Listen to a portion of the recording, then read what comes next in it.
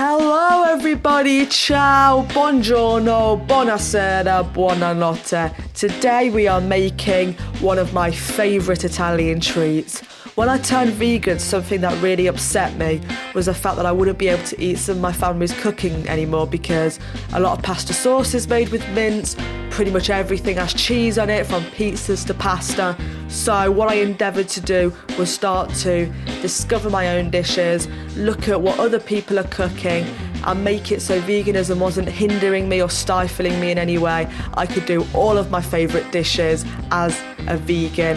And here is my take on a cannelloni, which is pasta shells stuffed with ricotta and spinach and fusing it with a bit of a melanzane, which is a bit like a lasagna with aubergine or eggplant if you're American. Fusing the two together, and we're doing aubergine roll-ups with vegan ricotta. This is quite a long dish to make, so I make it when I've got family over or when I want to feed some big groups of friends.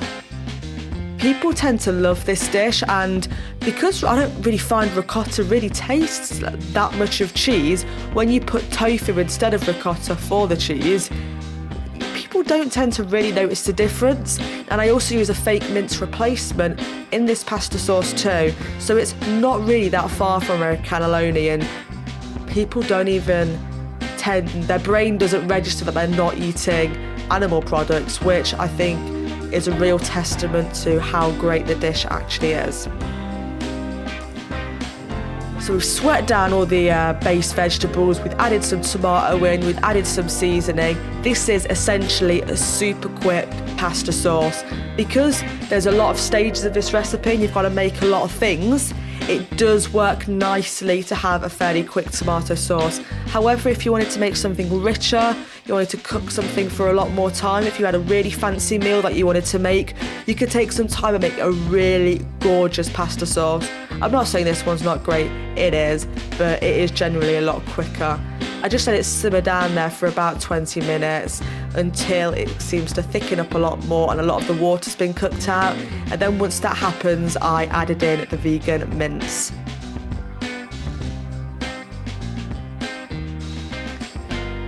The vegan mince isn't really a necessity. I just find I often make this meal for family members who feel a bit uncomfortable at the idea of not eating meat with a meal. And if something like this can help them slowly transition, I'm fine with it. I try to eat a lot cleaner, but you know, like I said, this is a nice dish to have and it's great for family, so I wouldn't change that by not adding the mince in. So we're going to start with putting together the aubergine roll-ups. I'm using a mandolin here to thinly slice the aubergines. As you can see, it was a little bit of a mess. The aubergine was a bit wider than the mandolin, so I had a bit of trouble. But as you can see here, I showed you the optimal thickness of the aubergine. Here, I'm salting each side of the aubergine and laying it to rest for about 20 minutes while I put the ricotta together. Salting the aubergine, like when you salt your veg when cooking it down, just lets it release a lot of the water and eventually makes it easier to cook, easier to roll. Now for the piece de resistance of the dish, we've got the vegan ricotta, which is essentially tofu with a bit of a cheesy flavour to it. I'm breaking down one extra large tofu block, although you can use pretty much any brand, it's not exclusive, and adding in a lot of the ingredients that are used in making a vegan cheese, like lemon, nutritional yeast, garlic, etc.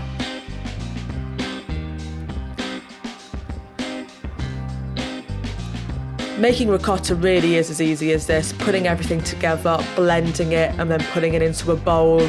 You can do all sorts with tofu and cheesy flavourings. You can make dips, you can make cheeses, you can make the whole lot, and they taste so good that you don't really miss what you used to eat before you were vegan.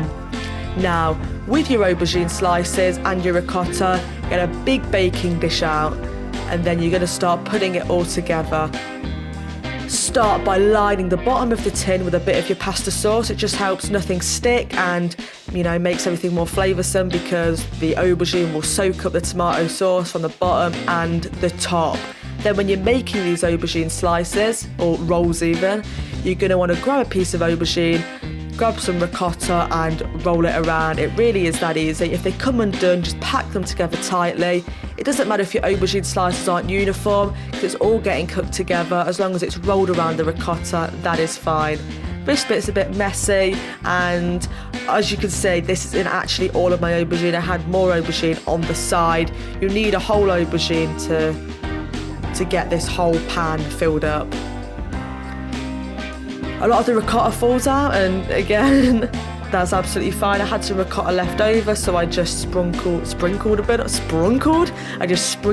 top at the end.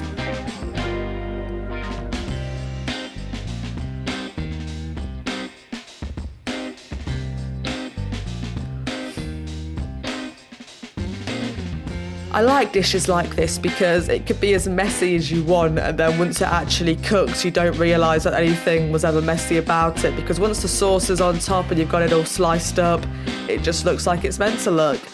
You can spice this up a bit and do it a bit more like a lasagna, so instead of doing the rolls, you line the aubergine lengthways and sideways and then put the ricotta in the middle. But I like doing it as rolls. I just think that it makes the dish a bit more fun and makes sure like you put a bit more care into it essentially. Then you just remove it and you bake the dish for the time that's in the recipe, and when it comes out it will look hearty and delicious, and all you have to do is slice it up and give it to your family or save it for yourself. That's what I do a lot of the time. This dish serves about 6 people. So there you have it, a great vegan dish that reminds you just how special going vegan is. You can start making more exciting dishes, push yourself out of your comfort zone, and you do not have to lose out on any of your home favourites. This dish is always a winner in my house, and I hope it is in yours too.